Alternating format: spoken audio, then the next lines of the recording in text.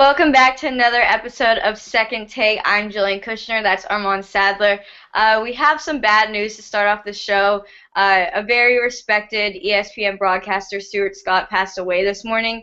He had been diagnosed with cancer in 2007, I believe. He went into remission in 2010, and in 2012, or in 2010 it returned remission 2012, and then it came back again.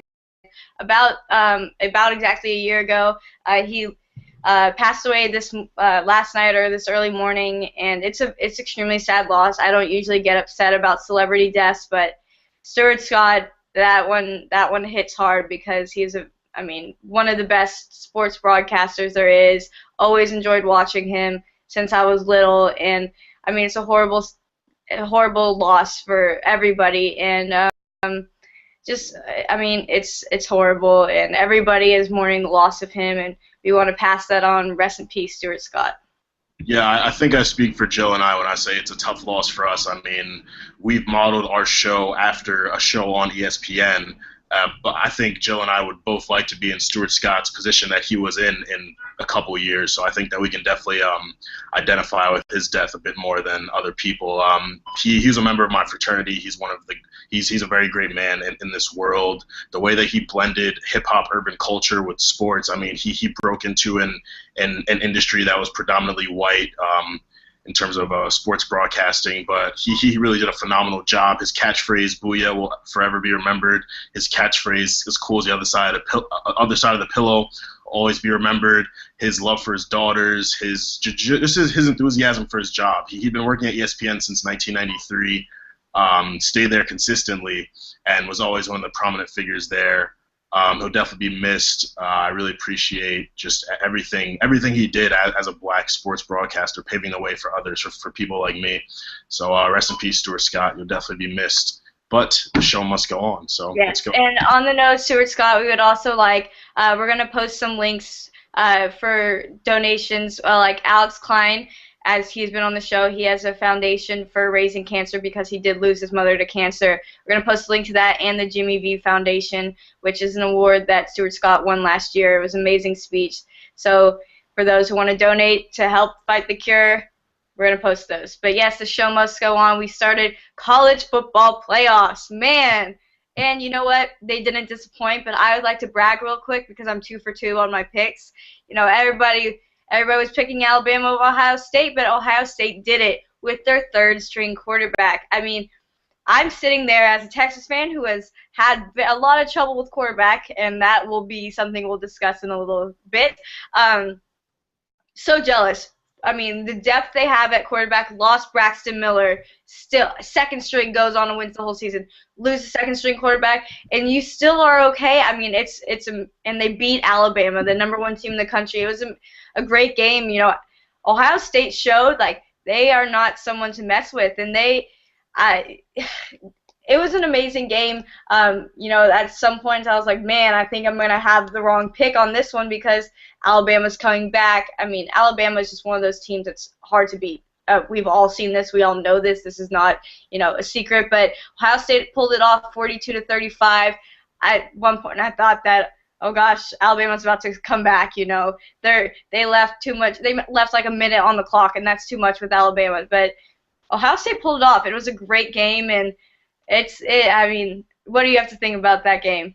Yeah, honestly, at the beginning of the season, hearing about Braxton Miller, I was like, all right, Ohio State's not going to go this far. And they end up making the college football playoffs. I was like, all right, cool. Their second string and third string guy got it done. But with a third string guy in the college football semifinals, it's not going to happen, especially against Alabama. Alabama's a team you need to score touchdowns against because they're going to score a lot against you. So I really don't trust a third string guy stepping in such a big game and getting it done. But the guy got it done. Alabama's always very successful. I've kind of gotten tired of seeing them at the top, so it was very good to see them get knocked off. Again, the third string guy got it done against Bama. I'm not entirely sold to be able to get it done against Oregon in the final, but he surprised me this time, so maybe he'll get it done again. But phenomenal job by Ohio State to make it this far without Braxton Miller. Absolutely phenomenal. And he didn't only just get it done. Cardell Jones had, let me get this right, 243 yards in that game. I mean, that's not just getting it done. That's putting an exclamation point on it. I mean, incredible game by him. 1 touchdown, 1 interception. Blake Sims, the quarterback for Alabama, who's been great all season, also had a ton of yards, 237, but he had 2 touchdowns and 3 interceptions. You know, it's that last number, those 3 interceptions, those turnovers. But like you said, they're not going to get it done against Oregon. As great, it's going to be a great final game. But yes, Florida State finally lost, and let me praise the skies right now because y'all know how I feel about Jameis Winston. I'm so happy that this happened. And I said this was going to happen because Florida State barely wins every single game. This is verbatim what I said. And Oregon blows out everybody. And what do? They won 59-20. That was not a loss. That was a rout. They destroyed them. They did so well. Jameis Winston, I mean, not a bad game, honestly. 348 yards, 1 touchdown and 1 interception. Again, those interceptions what's cost you. Marcus Mariota, our Heisman winner, 338 yards, 2 touchdowns and 1 interception. Marcus just showed he was the Heisman winner and proved it. And he had an amazing game. And it's going to be a nice national championship between Ohio State and Oregon. But I'm expecting Oregon to just pull it out because right now they're just not somebody you can stop. And talk about coming a long way. We played them in the Alamo Bowl last year, and now look at them going into the national championship. I mean, wish it was us who was doing it, but wow, I mean, Oregon. And let's just say their uniforms were gorgeous, absolutely beautiful. Never lets us down. I cannot wait to see what they pull out in the national championship because you know those are about to be their best uniforms. Tate. Yeah, absolutely great game by Oregon. Bad game on Florida State and Jameis Winston's part. I mean, they put up 20 points, so it's not like that they were totally bad, but compared to the points Oregon put up, it looked like they were totally obliterated. I don't know what was really on Jameis Winston's mind. He did not look like the quarterback he usually plays like. As Joe said, as we've said over and over, Florida State does barely win games. And a team like Oregon that puts up as many points as they do, you're not going to get by putting up 20 points and letting them put up 19. Because, first of all, you're not going to hold Oregon to just 19 points. Like, Oregon's going to put up at least 35 points on you. As we saw, they put up 59. Oregon, offensive powerhouse. I definitely see them beating Ohio State. I think it'll be a good game. Ohio State's definitely going to put up a big effort. But at the end of the day, I just don't think a third-string quarterback is going to be able to put up as many points as the Oregon offense will. So I mean, yeah, and like you said, it's hard to stop Oregon's offense because I think that they were showing it, like, looking at the drives, they were all like under 2 minutes, and they were all resulting in points. These touchdown drives they were having, because Oregon knows how to move that ball. They do it so well. I mean, they can get from one play to the next in under 10 seconds. I mean, it's incredible how fast they move that ball, and it's hard for a defense to keep up with. Jameis fell apart. I mean, at one point, he had this flop that just turned into a meme so quickly saying Manti Te'o's girlfriend got her first sack. I mean, hilarious type things. But, yeah, Jameis fell hard. Like, in that game, it was just self-destruction right there. But I promised I was going to talk about the Texas game, and I have to. We did play Arkansas, and I told y'all I wasn't sure about how it's going to go. And we lost 31-7, which is, let me say, I am a Texas fan until I die. Everybody knows this, but I have never been so disappointed in a team like this before. This is unacceptable behavior to be embarrassed back-to-back years in the bowl game. This is not Texas. This is not how we do. We win bowl games, and we're supposed to be a great team. We're a powerhouse historically in football, and we have let down everybody. This is, I mean, it's unacceptable. It's a disappointment. Tyrone Swoops had 57 yards. We were just talking about Marcus Mariota with 300-something. Listen to me. 57 yards, okay? No touchdowns and 1 interception. Unacceptable behavior. Unacceptable. And, I mean, Arkansas easily dominated us. Easily. Their quarterback had 160 yards and 2 touchdowns, no interceptions. Literally more than doubled Tyrone's yards. And it's unacceptable. And going forward, Texas needs to work on a lot because we're losing a lot of big players. Our defense will still be okay. You know, we've been getting some big recruits lately. In the past few days, we've signed 5 big guys in, like, the top 100 or whatever. I'm still waiting for that quarterback.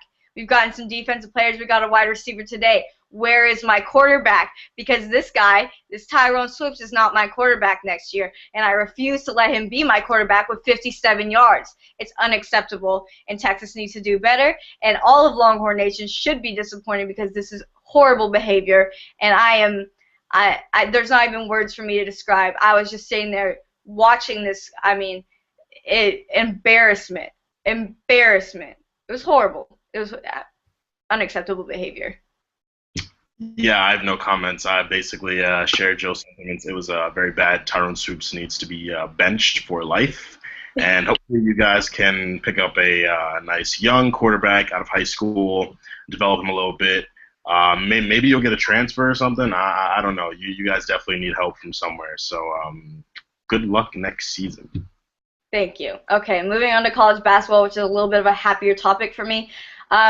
Once the new year started, conference play began. So we're seeing finally in the heat of college basketball, because we all know right before New Year's, you're playing random teams, whatever. It can be fun, but now conference play has started. Texas actually played Texas Tech yesterday, won 70-61. Isaiah Taylor, our injured point guard who had a broken wrist, is finally back just in time for conference play. We play Oklahoma on Monday, which is the number 18th team in the country. All the top guys really staying on top, except for St. John's, number 15, lost to Butler on Saturday. So we'll see them probably fall down in the rankings. Number 3, Virginia, won a double overtime game against Miami, unranked Miami, 89-80. Number 9, Ohio State, lost to South Carolina, 64-60. North Carolina, where we might see the comeback of UNC. They've been kind of quiet lately, but they're ranked number 19 this year. Beat Clemson 74-50, a pretty big win for them. But yeah, college basketball is about to get fun, and I'm excited just to see how it goes. Maybe Texas won't let me down in basketball this year, but hey, can't be too confident. And then we need to talk about the playoffs. NFL playoffs have started. Of course, my Eagles are not in it. I've tried to get over it, but I'm okay. Currently, the Lions are beating the Cowboys at halftime 17-7. I've said the Cowboys are not making it very far, and I think the Lions got them on this one. But we'll see. Going into halftime, again, down by 10 points, Tony Romo, we all know he likes to choke, but he's pretty decent so far. He's 8 for 16, which could be better, 149 yards and 1 touchdown. DeMarco, 7 attempts and 30 yards, while Matthew Stafford is 17 for 24, 191 yards and 1 touchdown. Yeah, as I said, I'm not expecting the Cowboys to make it past this round, so let's go Lions. Let's win that, Lions. Yeah, I feel the same way about this game. I'm the first to defend Tony Romo during the regular season. I think he's a great regular season quarterback. I think he's a very good quarterback overall. But when it comes to big games, he can't get it done. We saw his one trip to the playoffs a couple of seasons ago. He choked. So I was pretty convinced he was going to do it again. And so far, I'm looking like I'm going to be correct. But also, it's a playoffs thing. I was talking about this with somebody last night. He can do very well in the regular season, but there's something about that playoffs. It just throat gets tighter and he just starts choking. It's a playoffs thing. Yeah, absolutely. And also the Lions didn't really have too much playoff experience either. So I was like, okay, I mean, I guess that they balance out there. But clearly the Lions are doing a better job than the Cowboys are right now. The Lions are blitzing a lot, and the Cowboys' offensive line does not look ready for it. I've seen Tony Romo get sacked about 3 times. So the Cowboys are really going to have to do a lot better protecting Tony, because Tony can get things done when he has time in the pocket. But when he doesn't have time is when he's chucking up Tony Romo throws and throwing Tony Romo interceptions. So, I mean, the Cowboys are only down by 10 right now. The game is not completely out of reach, but I'm going to have to give the advantage to the Lions. I think they're going to end up taking this one. Yeah, completely agree. Some other games we talked about the Cardinals all season. Cardinals lost in the wild card round to Carolina Panthers, their first playoff win under Cam Newton, 27-16. I mean, this is a huge game for Cam Newton, and I love Cam Newton, so I'm very happy for him. 198 yards, 2 touchdowns, 1 interception. Just a really, really great game for him. And Fozzie Whitaker, former Longhorn, actually got a touchdown in this game. Very happy for him, but I don't know how far the Lions are going to go. But, great for them to at least just get one playoff win, Will they make it all the way? Probably not. I'm still kind of seeing we're seeing the Broncos, Patriots type of people up at the top. But again, great win for them. The Ravens, shockingly, won in the wild card round against the Steelers, 30-17. Haven't really talked much about the Ravens this year, unless it was about Ray Rice, but they're doing their thing, and good for them. Your Colts beat the Bengals 26-10, which I know you're probably happy about. Your boy Andrew Luck, 376 yards. Yes, awesome. Almost basically doubled Andy Dalton's yards of 155. I mean, great game by Andrew Luck, and I know you got something to say, so I'm going to let you say it. I have something to say. I have something to say about all those games. I want to start with my Colts, obviously. Very happy with the Colts' performance. A lot of people going into every playoff, whenever Andrew Luck is playing a playoff game, they're like, oh, Andrew Luck throws out interceptions. He's going to choke. We're not going to win. Well, you were wrong. Andy Dalton does not win playoff games. Andy Dalton chokes in playoff games. So I'm glad that my boy Andrew Luck could silence the haters. Now, we have a tough game coming up against the Broncos. Wait, I need to know. Who are you going for? Because you're a huge Peyton Manning fan, but you're a Colts fan. So who are you going for in this division round? Well, I mean, you know, I would love to see my Colts win. I would love to see Peyton Manning win, but I'm gonna have to go with the Colts because the Colts are my team. Peyton is my favorite player, but the Colts are my team. I will always be a Colts fan, so I will be rooting on the Colts side. But I mean, if Peyton wins, I'll be happy. But yeah, I'm very happy with the Colts. Running back Herron had a great game. I didn't even know who he was. Trent Richardson saw no touches. Herron did very well. T.Y. Hilton was looking good. We were looking a little shaky in the beginning, but we pulled it together. We got the win. As for the Ravens-Steelers game, the Steelers were missing Le'Veon Bell. If Le'Veon Bell was there, I definitely would have said the Steelers would have won. With him not being there, I was a bit shaky, and the Ravens ended up playing very well. Kept the Steelers at 15 points, put up 30 themselves. I don't see the Ravens beating the Patriots next week, but it should be an all right game. In terms of the Cardinals-Panthers game, I wasn't sold on the Cardinals going far at all. I mean, the Cardinals had a great season. They were probably the best team in the league. The first 2/3 of the NFL season, they were absolutely, completely dominant, even with the quarterback changes. But they're a very young team, and as I said, they haven't had a set quarterback. Ryan Lindley was their third stringer, I believe. And he was playing against the Panthers, so I just wasn't convinced that he would get it done.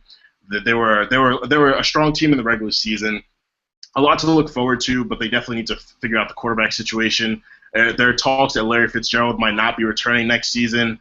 I don't really blame him. I mean, throughout his entire career on the Cardinals, he's never had a quarterback that he's played with for multiple seasons. It's always been someone else, from Kurt Warner to Matt Leinart to Carson Palmer to Ryan Lindley to all these different guys. Larry Fitzgerald at one point was an elite receiver in the league, but you haven't heard much about him lately because he hasn't had a quarterback that he can develop chemistry with and succeed with.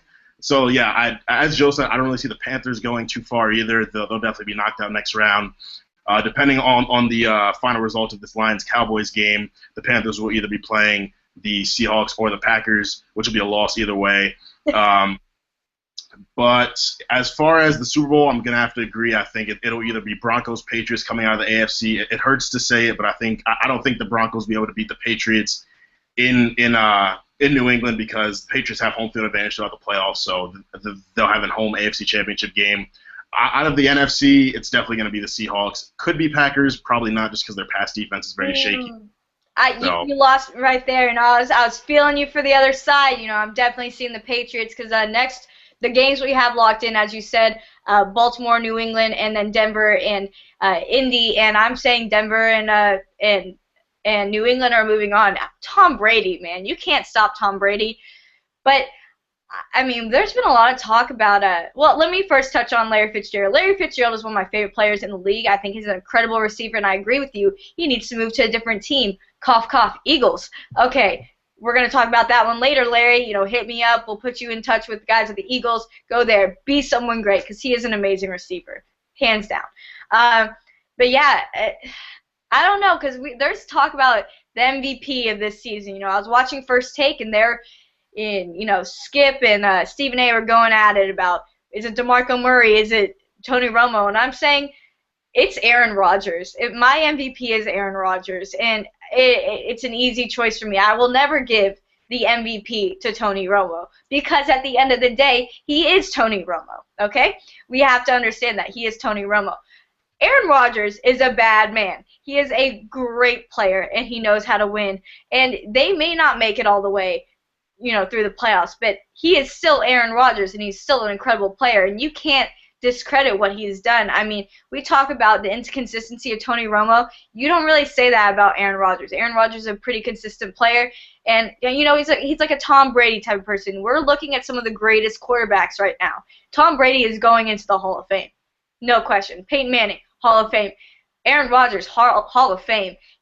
We can even start talking about Andrew Luck if you want, just to make you a little happy. We're looking at some of the greatest quarterbacks right now, and DeMarco Murray would be a good candidate for the MVP, but Aaron Rodgers, man, it's hard for me to go against Aaron Rodgers. I think that it's a tough argument. I would definitely have to say Tony Romo is up there as a candidate for the MVP just because of how well he performed this regular season, how he turned the Cowboys around, made them a playoff team, led them to a 12-4 record. They probably posted an 8-8 record the past 10 seasons. So to see them finally go above 500 and actually win their division and only lose 4 games. Tony Romo did a lot of great things, and DeMarco Murray is to be given a lot of credit for that. He had an amazing season as well. Broke a single-season rushing record held by Emmitt Smith. And no, that's something you have to talk about. Was Tony Romo great this season because of Tony Romo, or was he great because of DeMarco Murray? And I argue Tony Romo did well this season because of DeMarco Murray. I think if you take DeMarco Murray out of the equation, Tony Romo would not have had a good season. I think that it's a good argument. I think that DeMarco Murray definitely contributed to a lot of Tony Romo's success. But at the end of the day, we saw one player on the Cowboys, DeMarco Murray, break a single-season rushing record, but then we saw another player, Dez Bryant, break a single-season receiving record. And that has to do with Tony Romo throwing him the ball. So it wasn't just DeMarco Murray, running well for the Cowboys and scoring for them, but Tony Romo and Dez Bryant were connecting a lot. And I think that DeMarco Murray's success gave Tony Romo the ability to go to other options, because if teams are focusing on shutting down DeMarco, then he can go to Dez Bryant, he can go to Witten. And clearly that happened. I think the Cowboys overall as a team had a great season, but I wouldn't fully credit Tony Romo's success to DeMarco Murray. I think Tony Romo really matured as a quarterback and got his things together. I can't give a sole person as my MVP candidate. I would even throw Peyton Manning up there. Peyton Manning had a pretty phenomenal season as well. So I think that there's an argument to be had, but at the end of the day, you make great arguments. I think my argument's pretty great as well. So we'll see what they're thinking at the end of the season. Yeah, I think playoffs are going to be fun. We'll see how this Cowboy game ends up, because if Cowboys end up losing today, it's pretty easy to knock those 2 guys out of the running right now. That's just kind of how it works. Hate it or love it, but it's how it works. Yes, we're going to have a lot more to talk about next week. Oh my God, we have this national championship coming up, and I am so excited. But we'll have to have our farewell to college football. It's going to be hard to say bye. We both love our college football, but as a Longhorn fan, I'm ready for the next season already. But yes, it's been great. College football, we appreciate you for an amazing year. It won't be the same without you. But hey, we got NFL still. We got NBA. Oh, we didn't get to talk about NBA today. Oh, I think you want to say something about yes. little LeBron Bron. Oh man. So for the past week or so, we've been hearing some rumors of a rift between LeBron James, David Blatt, and the Cavaliers organization. And we talked about this before the season started. We've talked about it a little bit throughout the season, that the Cavaliers are still trying to develop chemistry. I mean, it's a new coach. LeBron's there. Kevin Love is there. They have new additions to the roster, so they're all trying to fill each other out, get used to each other. And one thing about LeBron is very vocal. LeBron really likes to take over the team. We saw on the Cavaliers and Miami Heat, LeBron was the primary ball handler. He was bringing the ball up the court. Apparently, there was an argument saying David Blatt did not give LeBron James permission to be the primary ball handler. They do have Kyrie Irving, who's a very good point guard. So I don't know I don't know the exact details of the situation, but I believe LeBron James just kind of took the lead on being the ball handler for them. And maybe Kyrie Irving had a problem with that, or David Blatt had a problem with that because he saw the team going a different way. But the Cavs GM, David Griffin, stepped up today, said that there is no rift in the organization, everything is fine. There were rumors of the team trying to get rid of Blatt because he wasn't treating LeBron James the way he should. I mean, rumors are always going to fly around in sports, but I mean, as I've said, the Cavaliers are just still looking to really get to know each other, get that chemistry together, and it's shown in the way they play. Hopefully, they can get things together because I mean, obviously, that team is a championship team once they have it all together. But I mean, at the end of the day, LeBron James is the best player in the world, so he kind of has this expectation that he's obliged to take over, and he's allowed to, I guess. But at the same time, David Blatt is the coach, so there has to be a consensus there about what is going on. But yeah, so we'll see what happens with that. I'm sure it's not that serious, but when it's LeBron, it's always blown out of proportion. The Cavs actually lost to the Mavs today, and the Mavs are hot with Rajon Rondo. I mean, they're hot. It's crazy. Rockets are still on fire. I've talked about James Harden. I'm going to keep talking about James Harden. James Harden is one of the best players in the league at this moment. I was in a discussion last night talking about who are you picking? If you can pick anybody in the league right now, who are you picking? Somebody said Russell Westbrook. I'm still going to pick Kobe any day, no matter what. First guy on my team. But you got to look, there's some young guys stepping up lately, and you have to look at Russell Westbrook. He's having a great season. Steph Curry with the shot. I mean, he's on fire. Damian Lillard, told you, these guys you got to watch out for. And James Harden. James Harden is just putting up buckets every single game, and it's hard to stop him. Rockets are on fire, doing extremely well this season, and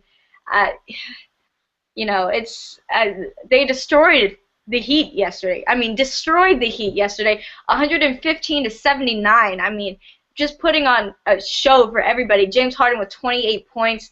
He's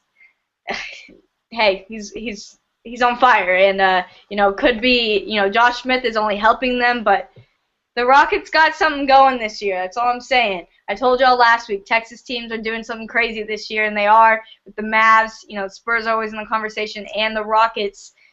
It's NBA playoffs. Now that's gonna be fun.